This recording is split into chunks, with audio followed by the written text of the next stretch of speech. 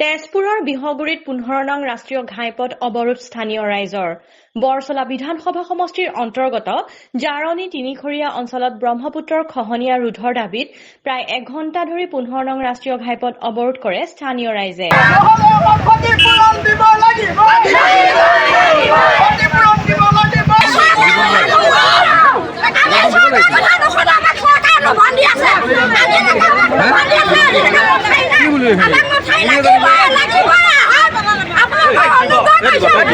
বিগত বহু বছৰ ধৰি বিহগুৰিৰ বিভিন্ন অঞ্চল গৰাখহনীয়াৰ কবলত পৰিছে। গৰাখহনীয়া ৰোধৰ বাবে কোটি কোটি চৰকাৰী টকা আবণ্টন হৈছে যদিও কাৰ্যত ফুটুকাৰ ফেনত পৰিণত হৈছে সকলো। ইতিমধ্যে বহু ভূমি বাসগৃহ খহনীয়াত জাহ গৈছে আৰু কেইবাখনো গাঁও খহনীয়াৰ কবলত পৰাৰ আশংকা আছে। ভয়ংকৰ বিপদৰ দিশে বিহগুৰিৰ কেইবাখনো গাঁও।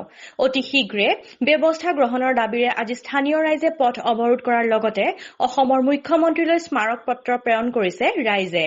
নমস্কাৰ।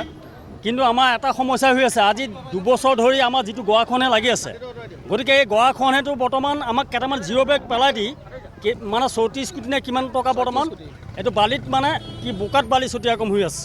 গতিকে সেইকাৰণে আমি আজি পথ অৱৰোধ কৰিব ল'লোঁ। আৰু নহ'লে আমাৰ এই ৰাস্তাও নাথাকিব, আমাৰ ঘৰ ভিতৰত নাথাকিব। আৰু আমাৰ বৰ্তমান খেতি কৰি আমি কোনোমতে পৰিলেবিলাক আমি মানে পুহি আছোঁ। গতিকে খেতি মাটিখিনি যেতিয়া আমাক গুচি যায়, গতিকে আমি কি খাই বৈ জীয়াই থাকিম? গতিকে এতিয়া চৰকাৰে আমাক যিটো ভেকভাওনা কৰি আছে, গতিকে বৰ্তমান আমাৰ হাজাৰ হাজাৰ বিঘা মাটি এতিয়ালৈকে গুচি গ'ল। ছাৰ, আমাৰ ব্ৰহ্মপুত্ৰ নদীয়ে আমাক যিখিনি আমাক কৰিছে, আজি প্ৰায় 4 বছৰমান কণ্টিনিউ নদী খহাই আছে।